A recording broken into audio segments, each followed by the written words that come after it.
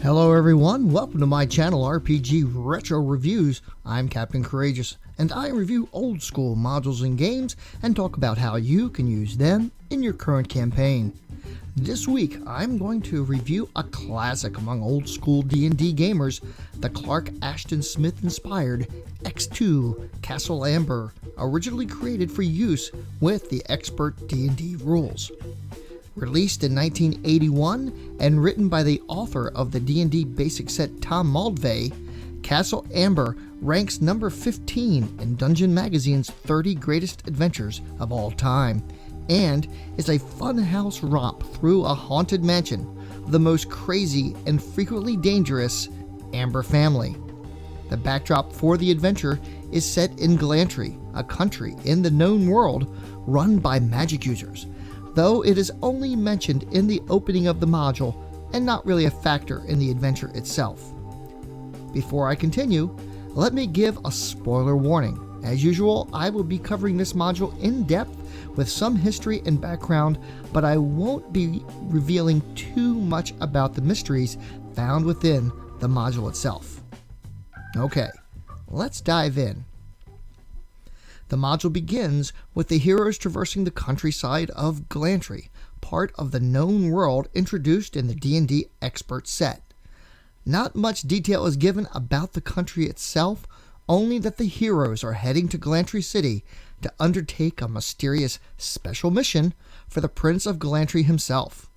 The nature of the mission is undefined and is really all just a MacGuffin to have an excuse to bring the heroes through Glantry to begin with. The details of said mission might be developed by the DM after the heroes survive the adventure at hand, but soon the heroes find themselves transported from the wilderness of their campsite to the marble foyer of a vast mansion shrouded in a poisonous mist.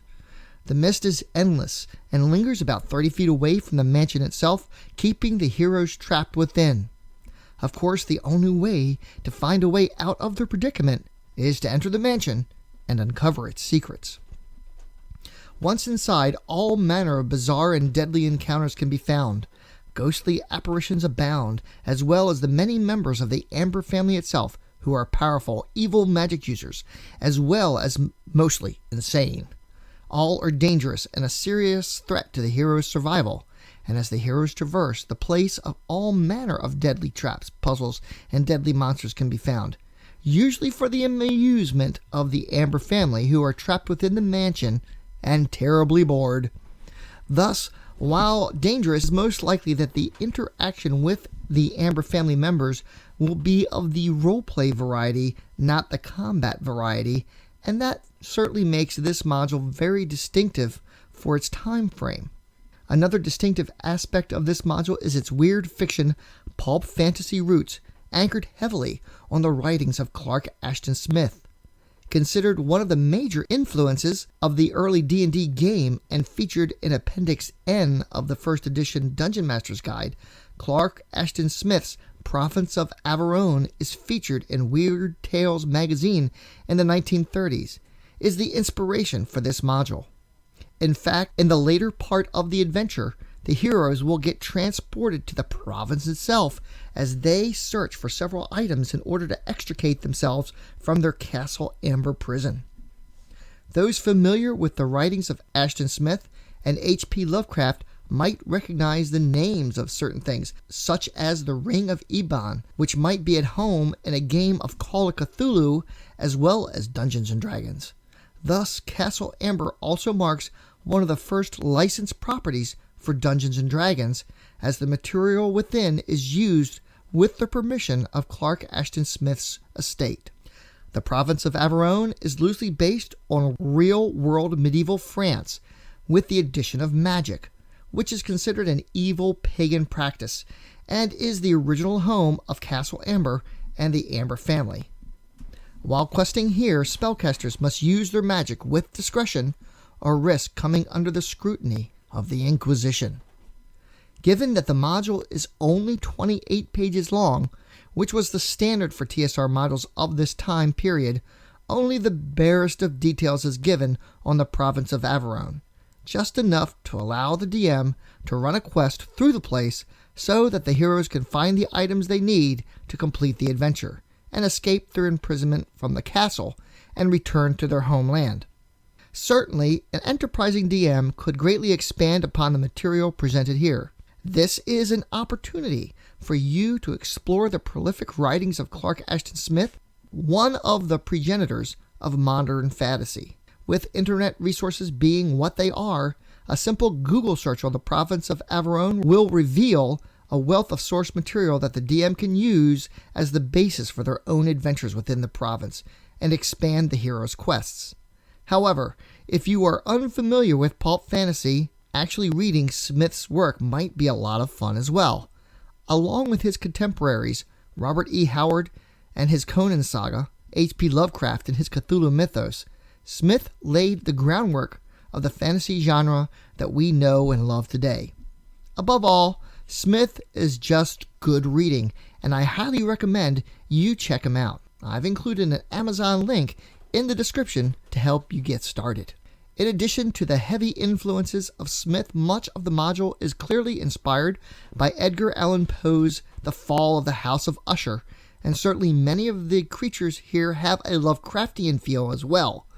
To say that this module is dense with many wild and crazy ideas is an understatement.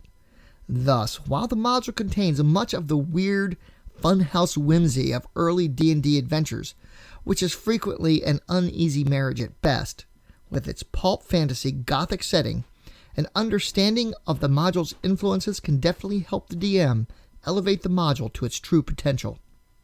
I'd also like to suggest that in retrospect, this module is very clearly a Ravenloft module. Though I-6 Ravenloft would not be released until 1983, and the Ravenloft campaign setting would not be released until 1990, one could certainly justify putting Castle Amber in the demiplane of dread. The mysterious, deadly mist that surrounds the heroes and their mysterious transport to the castle is certainly evocative of the Ravenloft setting, and the Gothic Poe influences certainly reinforce this. For this reason, in my mind, this classic module has aged exceptionally well and has wonderful potential to provide modern players of D&D with many hours of memorable adventures.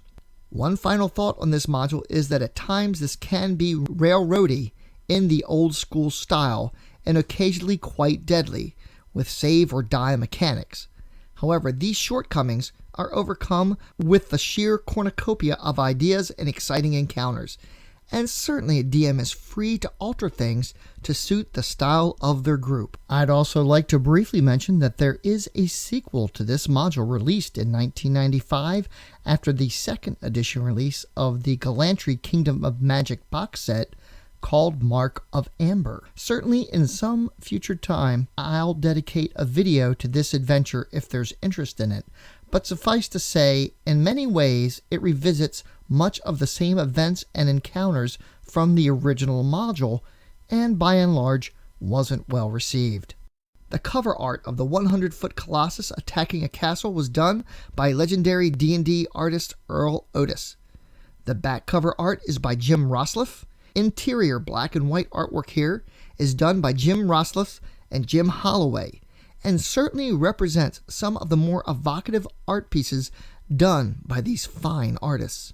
There are several maps provided, though the interior cover art of the castle itself is quite well done and detailed. Overall, it's obvious that a lot of love and detail went into the production of this module at every level. From Maldvay's incredibly imaginative encounters, the pulp fantasy inclusion of Clark Ashton Smith's Averone, and the incredibly detailed artwork instantly makes this module a real classic of D&D lore. Acquiring a copy of this excellent module has never been easier, as a PDF copy is available on the DM's Guild for only $4.99. Better still, however, you can now get Castle Amber as a print-on-demand product and the PDF for only $11.99 or the softcover by itself for $9.99. for the purists, an actual original copy from eBay in good condition could run you $30 or more. Also, if you would like to run this as a 5th edition module, a conversion is available from Chris Nolan's Classic Modules Today series for only $1.95. Furthermore, if you'd like a high-quality virtual tabletop map of Castle Amber, John Pinter's Realistic Map series is worth grabbing. Here are a few screenshots of what's included, and as you can see, as usual, he's done an incredible job and is well worth the $8.99 he's asking. Of course, running this old school with Basic Fantasy or Blue Home is sure to be a hoot and require little if any conversions. Also, Castles and Crusades is a great candidate rule set to use. And let's not forget the D&D Rule Cyclopedia is available for print on demand now at the DM's Guild. However you choose to run this module, it's sure to provide many hours of memorable fantasy gaming that will challenge your players and make for something they'll talk about for years to come. Now, I've started to use a rating system for my reviews from a 1, a fumble, and a 20, a critical hit. Despite its occasional dip into railroady elements, the massive amount of ideas and fun encounters make this 28 pages of old school module goodness earn it a solid 19. Well, that brings about this latest RPG review to a close. Thank you so much for watching. The kind words and comments are always fun to read, and I try and respond to everyone as I can. The channel has finally reached over 5,000 subscribers, and I'm really working on making the channel one that produces content on a weekly basis. To that end, I have gone ahead and launched my Patreon page. There's a link below if you'd like to help out and support the channel. I've got a great launch video coming up for Patreon. There's going to be a contest and everything. Look at all this stuff. I wonder what that's for. Anyway, thank you all for your support. And as usual, my friends, may your D20 roll true and game on.